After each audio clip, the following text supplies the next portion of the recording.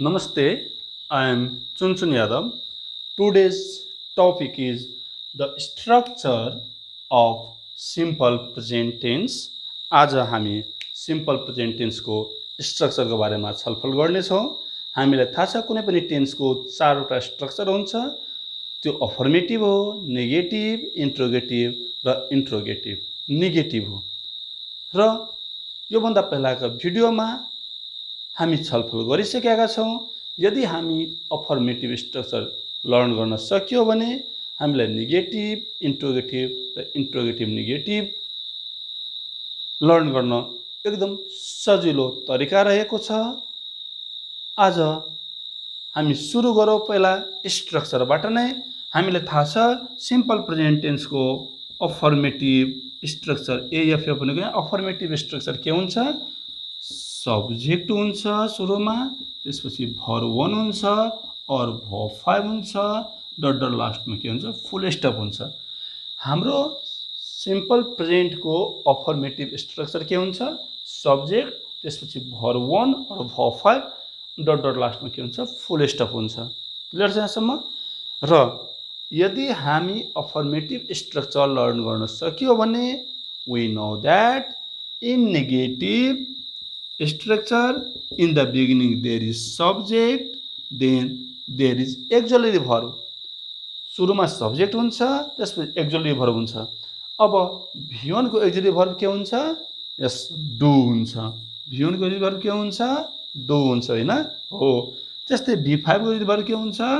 Does हुन्छ। हो, नेगेटिभमा हामीले सुरुमा के दिने हो? सब्जेक्ट दिने हो, त्यसपछि auxiliary verb दिने हो, त्यसपछि नोट दिने हो, गुड। त्यसपछि के दिने हो?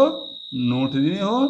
अनि हामीलाई थाहा छ यदि हाम्रो एक्जुलरी भर्ब V1 V5 छ भने त्यसको एक्जुलरी भर्ब डू डज हुन्छ। डू डज पछि जहिले पनि के आउँछ? V1 आउँछ। क्लियर छ? हामी नेगेटिभ स्ट्रक्चर यदि लर्न गर्न गइरहेछ भने हामीलाई थाहा छ सुरुमा सब्जेक्ट हुन्छ, त्यसपछि एक्जुलरी भर्ब हुन्छ, त्यसपछि नोट हुन्छ, त्यसपछि मेन भर्ब हुन्छ। त्यस्तै यदि हाम्रो affirmative structure subject plus V1 और V5 प्लस डट डट फुल स्टप भयो भने नेगेटिभ के हुन्छ? सब्जेक्ट, त्यसपछि डू अथवा डज, त्यसपछि नोट, त्यसपछि भर्ब 1। क्लियर छ यहाँसम्म? यस्तै इन्ट्रोगेटिभ स्ट्रक्चर। इन्ट्रोगेटिभ स्ट्रक्चरमा के गर्ने हो भने in the beginning what we write? Yes, in the beginning there is auxiliary verb, after that subject, then main verb is here verb 1, in the last there is question mark. Are you clear? हामीलाई थाहा छ यदि हामी affirmative structure learn गरियो भने नेगेटिभमा auxiliary verb पछि note थपिदिने हो, इन्ट्रोगेटिभमा सुरुमा एक्जुलरी भर्ब लेख्ने हो, त्यसपछि सब्जेक्ट लेख्ने हो, त्यसपछि मेन भर्ब लेख्ने हो। मेन भर्बमा यहाँ V1 किन लेखिएको छ भने हामीलाई थाहा छ V1 को एक्जुलरी भर्ब डू हुन्छ, V5 को डज हुन्छ र डू डज पछि जहिले पनि के आउँछ? V1 आउँछ, गुड। अब चौथो हाम्रो के रहेको छ? Interrogative negative. इन्ट्रोगेटिभ नेगेटिभमा हामी के सिकेको छ भने सुरुमा के राख्नुपर्छ? सुरुमा के राख्नुपर्छ? एक्जुलरी भर्ब, त्यसपछि N apostrophe T, then subject, त्यसपछि मेन भर्ब यहाँ के हुन्छ? V1, लास्टमा क्वेशन मार्क। क्लियर छ? अब हेर्नुस् त यहाँ, अब हामी इन्ट्रोगेटिभको कुरा गर्छौँ भने अब सिम्पल प्रेजेन्टको इन्ट्रोगेटिभ के हुन्छ? सुरुमा के आएको छ? Auxiliary verb. सिम्पल प्रेजेन्टको एक्जुलरी भर्ब के भयो? डू और डज, त्यसपछि सब्जेक्ट, त्यसपछि मेन भर्ब, लास्टमा के हुन्छ? Question mark. यो हाम्रो के भयो? इन्ट्रोगेटिभ स्ट्रक्चर, सिम्पल प्रेजेन्ट टेन्सको इन्ट्रोगेटिभ स्ट्रक्चर, होइन? सिम्पल प्रेजेन्ट टेन्सको इन्ट्रोगेटिभ स्ट्रक्चर। यदि हामी इन्ट्रोगेटिभ नेगेटिभ गर्छौँ भने के हुन्छ? हो, सुरुमा के हुन्छ? एक्जुलरी भर्ब के भयो? डू और डज, त्यसपछि के गर्ने हो? एन एपोस्ट्रोफी टी दिने हो, अथवा डोन्ट अथवा डजन्ट, त्यसपछि के लेख्ने हो? सब्जेक्ट, त्यसपछि V1 dot dot question mark. Clear छ यहाँसम्म? सिम्पल प्रेजेन्ट टेन्सको affirmative structure subject plus V1 और V5 हुन्छ। नेगेटिभमा के गर्नुपर्छ मात्र हामीले के थाहा राख्नुपर्छ, after actually verb there is not, so in the beginning there is subject, the actually verb of V1 is do and the auxiliary of V5 is does, after that not, then verb 1. In the same way, interrogative structure is in the beginning there do or does, after that subject, then there is verb 1, in last the question mark. Are you clear? Yes, in the same way, interrogative negative structure of simple present tense is in the beginning there is auxiliary verb, it means there is a do or does, after that an apostrophe t, means you can write don't or doesn't, then subject, then verb 1. Yes, the next structure of interrogative negative is if you don't write here an apostrophe t, then write do or does, then subject, then note, after that verb 1, the last question mark. Clear छ? यहाँसम्म clear छ? Good.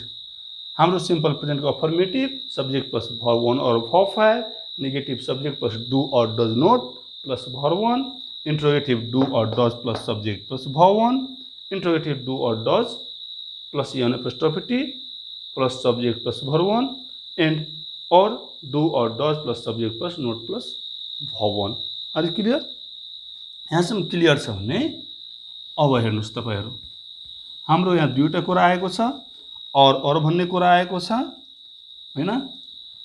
अब V1 र V5 को कुरा गरेको छ, do और डज को कुरा गरेको छ। अब कति बेला V1 V5 को प्रयोग गर्ने हो, कति बेला डु र डज को प्रयोग गर्ने हो। यदि हाम्रो सब्जेक्टमा आइ छ भने, यदि V1 V5 को काम परेको छ भने हामी के दिने हो, V1 दिने हो र डु डज मध्ये के दिने हो, डु दिने हो। It means if the subject is I, then हामी के दिने हो, V1, अनि डु डज मध्ये के दिने हो, डु दिने हो। क्लियर छ यहाँसम्म? यदि हाम्रो सब्जेक्ट मा we, you, they अथवा कुनै प्लुरल सब्जेक्ट छ भने V1 V5 मध्ये V1 दिने हो, डु डज मध्ये डु दिने हो। आइ छ भने V1 V5 मध्ये V1 दिने हो, डु डज मध्ये डु दिने हो। यदि हाम्रो we, you, they अरु कुनै प्लुरल सब्जेक्ट छ भने V1 V5 मध्ये V1 दिने हो र डु डज मध्ये डु दिने हो। यहाँसम्म क्लियर छ? यदि हाम्रो सब्जेक्टमा he छ, she छ, it छ वा कुनै सिंगुलर सब्जेक्ट छ भने, V1 V5 मध्ये V5 दिने हो, डु डज मध्ये डज दिने हो। क्लियर छ? V1 र V5 कति बेला प्रयोग हुन्छ? आई हाम्रो सिंगुलर भए तापनि कुन भर्ब लिन्छ? V1 लिन्छ। एक्जुअली भर्ब कुन लिन्छ? डु लिन्छ। त्यस्तै हाम्रो कुनै प्लुरल सब्जेक्ट छ भने V1 V5 मध्ये V1 लिन्छ, डु डज मध्ये डु लिन्छ। त्यस्तै हाम्रो कुनै सिंगुलर सब्जेक्ट छ भने V1 V5 मध्ये V5 लिन्छ र डु डज मध्ये डज लिन्छ। यहाँसम्म क्लियर छ?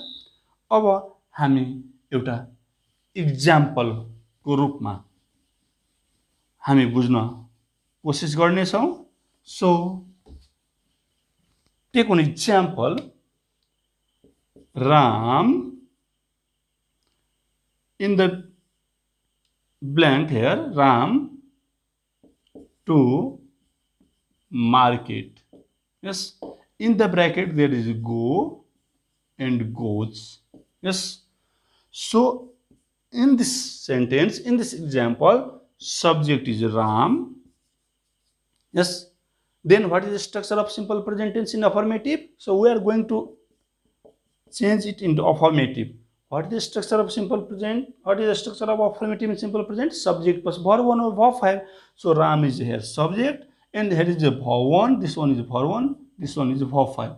So Ram पछि अब verb 1 आउँछ कि verb 5 आउँछ?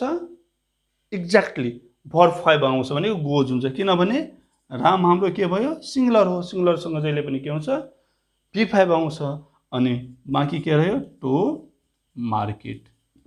क्लियर छ यहाँसम्म? लास्टमा फुल स्टप। यदि अब हामी यसलाई नेगेटिभ बनाउन गइरहेको छ भने नेगेटिभमा सुरुमा के हुन्छ सब्जेक्ट, सब्जेक्ट के भयो राम, त्यसपछि के हुन्छ एक्जुअली भर्ब, एक्जुअली भर्ब त यसमा छैन, के छ V5 छ, V5 को एक्जुअली भर्ब के हुन्छ यस डज हुन्छ। एक्जुअली भर्ब पछि नेगेटिभमा के दिने हो नोट दिने हो। देन यस main verb, main verb do does पछि जहिले पनि के आउँछ V1 आउँछ, गोज को V1 के हुन्छ गो, बाँकी के रह्यो टु मार्केट। क्लियर छ यहाँसम्म? अब इन्ट्रोगेटिभ, हामी यदि इन्ट्रोगेटिभ सेन्टेन्स बनाउन गइरहेको छ भने हामीलाई थाहा छ सुरुमा के राख्नुपर्छ एक्जुअली भर्ब, एक्जुअली भर्ब सुरुमा कुन भयो अब डज, यस के लेखे सुरुमा डज, त्यसपछि सब्जेक्ट, यस subject is Ram, main verb is go to market, in the last question mark. Are you clear? In the same way interrogative negative के हुन्छ यस doesn't Ram go to market. Clear छ यहाँसम्म? क्लियर छ? यस ल आजको लागि यतिकै, थ्याङ्क यू।